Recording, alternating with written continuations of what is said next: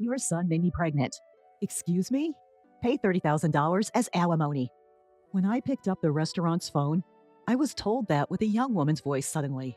She was utterly one sided in the conversation and not even giving her name. I completely underestimated. That must be a prank call. So I never expected that this call would lead to such a mess. My name is Melissa Brown. This may sound self flattering, but I run a popular restaurant somewhere in New York City. We have been featured on national television and in magazines, and thanks to that, almost every seat for lunch and dinner is booked every day. However, because of being famous, nuisance calls and aggressive sales pitches increased. So I got quite sloppy with this call because I thought it was just another prank. But when I was told over the phone to my restaurant that got pregnant, I was actually taken aback, and I could hardly understand what she was saying. I do have a son, but the thought of him getting someone pregnant seemed absurd. Yet this prank call with its shocking accusations intrigued me. I decided to listen to her story for a bit, out of fun. I had an abortion. What are you going to do about the wounds on my body and soul? Pay for the surgery too. First off, if I may ask who I am speaking to, even when dealing with prank calls, one of the challenges of the service industry is having to respond politely. It would be a nuisance if our conversation were recorded and exaggerated with false information being spread around. I'm a customer at your restaurant. Is that the first thing you have to say to me after your son hurt me?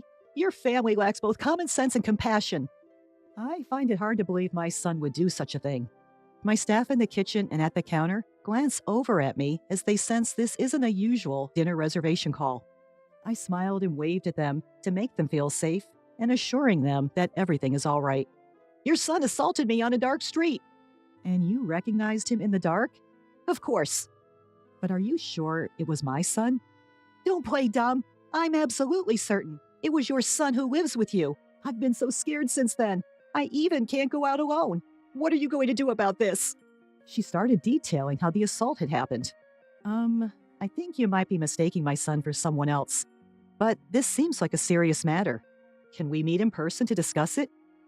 Most people who make prank calls like these tend to shy away from meeting face to face, so suggesting a meeting is a good way to get them to back down. In the beginning, I was merely entertaining her call out of fun, but as it seemed to be dragging on, I proposed the meeting to end the call soon. You saying, meet with a criminal's parent? How dare you suggest that kind of thing to a victim? But I'd like to verify your story in person. Are you saying I'm lying? That's not what I mean. To be honest, I wanted to say, you're lying, aren't you? But I held back. Then she started berating me and saying, I can't believe a person like you is a business owner. Why don't we meet and talk about this anyway? No matter how many times I suggested it, she continually refused to meet. I see. So what do you want me to do? Pay me alimony, $30,000. But it's a case of mistaken identity anyways. And also, I can't afford such a large amount of money. You can pay. I know your business is thriving. Pay it or I'll sue you. Even though my business is thriving, it's just a small place, and $30,000 is a large amount of money, and I don't even intend to pay. Are you sure you want to involve the police? I don't mind. At my unhesitant response, the woman fell silent for a moment. If my son truly did such a thing, I should hold him accountable as a parent, but I don't think he did.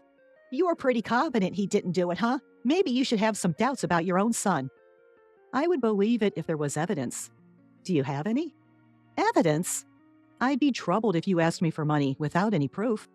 There was silence on the other end of the phone as the woman seemed to be contemplating something. If there's no proof, I'm hanging up. I said that and trying to end the call. Then, hold on. If there's evidence, you'll pay the alimony, right? Well, I would consider it. Then wait, I'll bring the evidence. With that, she hung up the phone almost as soon as she had finished speaking. Owner, are you all right? There's no problem. It's just a prank call. One of my employees, Mr. Murphy, voiced his concern, so I reassured him like that. There's no way she has any proof, so I don't expect she'll call back again. But I have an uneasy feeling that she might barge in and cause a scene at the restaurant. In the evening, while preparing for dinner, I had completely forgotten about the phone call.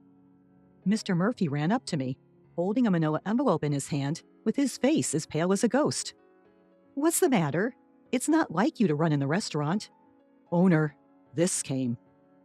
What he handed me was a letter. Ms. Melissa Brown, I was assaulted and impregnated by your son. Please transfer $30,000 as alimony. Written below were the bank transfer details, and the recipient's name was Karen Williams. Mr. Murphy was pale and disturbed because he was the first to see the contents of the unsealed and unsigned letter. Calm down. But you know my son, right? Hearing this, he seemed relieved. There was something else in the envelope. I pulled it out, and it was a pregnancy test. What's that? This commotion attracted the other employees. All of them seemed taken aback. Could it really be the owner's son? Some employees gave me a contemptuous look, but they were quickly convinced when I explained. I put away the things that had been sent on my desk and returned to my usual work.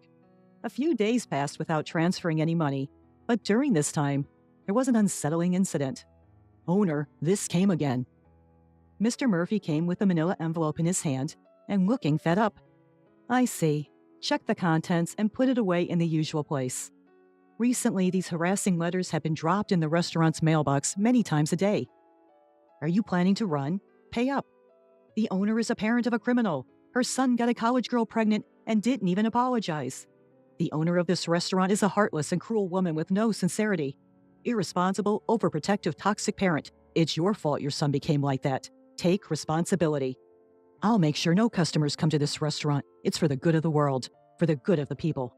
I wonder what would make customers stop coming to a restaurant. Like those restaurants where they put that greasy, black, and disgusting thing in the food. I wouldn't go there again, that's for sure. The content escalates progressively, and the last part is practically a threat. Thankfully, no claims have been made that anything is actually in our food. But the constant anxiety that we might be set up is exhausting. Amid all this, something caught my attention. Well, again, a vacant seat increased at lunch. The number of customers was just gradually decreasing. Yes, it's unusual. Today, we even had 2 tables empty. My thoughts went out to the poor ingredients waiting to be prepared in the kitchen. Owner!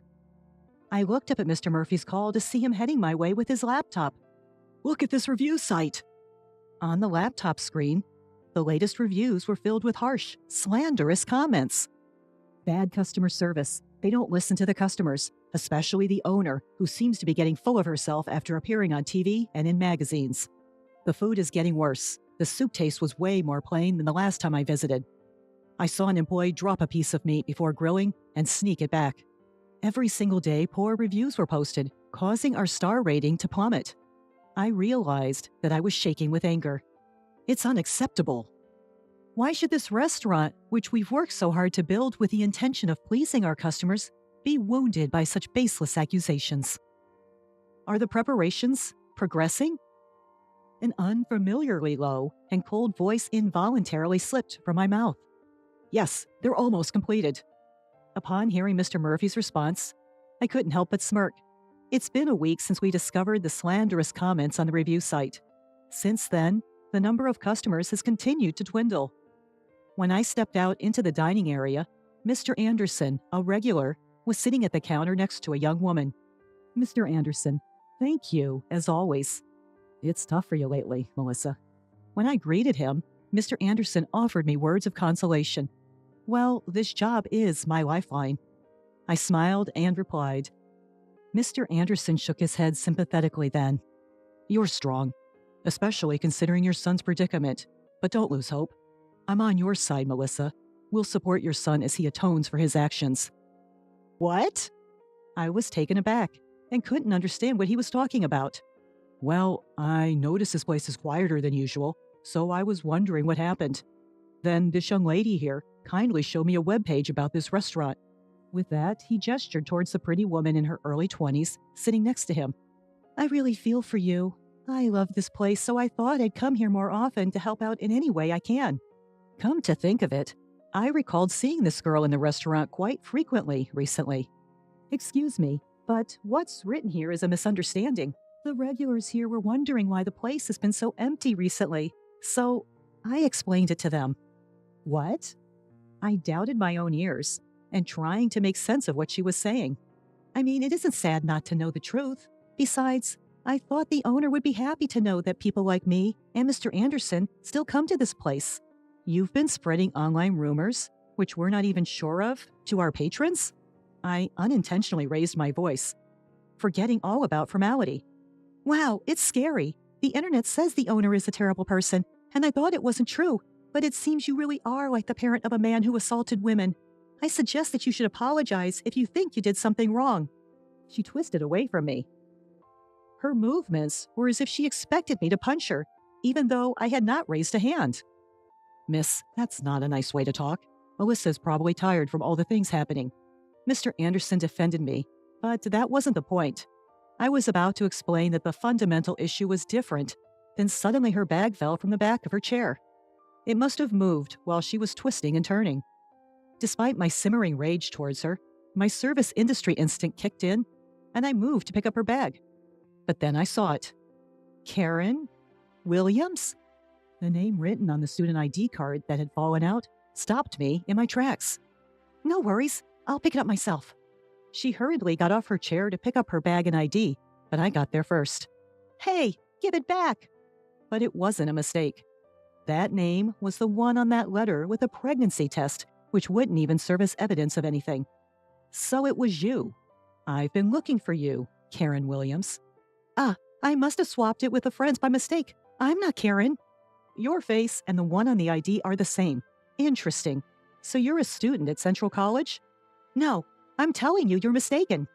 Beside her, who started being flustered, Mr. Anderson was clearly puzzled and having no idea what was going on. I'm going to sue you. My words spoken in front of a few scattered patrons caused everyone in the bar to turn around. What? What did I do? I believe you're the one who knows really well what you did. Since we're all here, why don't we let everyone hear?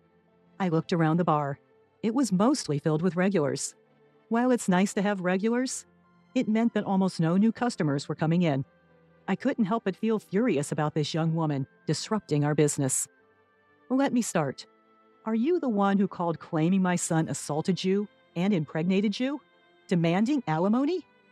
I glared at her and pressing her for an answer. Yes, that's me. I'm the one your son assaulted. Seeing that there was no way to deny it anymore, she admitted it, surprisingly, readily. What? You want to embarrass me in front of all these people? This could backfire, you know, considering the reputation of your bar. She crossed her arms defiantly and completely brazen. Her attitude only served to fuel my anger further. Mr. Murphy, bring everything over. I instructed him to hurry up and bring me a laptop from the store's office, along with a stack of envelopes and documents that could be about 4 inches high. Was it you who kept sending harassing letters to the store over and over again? I read some of the letters in a loud voice so that other customers in the store can hear. Pay up or run. This owner is a criminal's parent. Her son impregnates a college girl and doesn't even apologize. Poor souls being forced to eat food from this woman's restaurant. I'm sure I'm going to make customers not come to the store. It's for the greater good. Some were covering their mouths at the harsh words among the regulars who heard the content. This is completely threatening. There's no evidence that I sent this letter. Maybe some outsider who heard the rumors sent it just for fun. As she was desperately making excuses, I silently opened my laptop and presented her with the screen of another review site. Some of you here may have seen this, the defamation on this review site.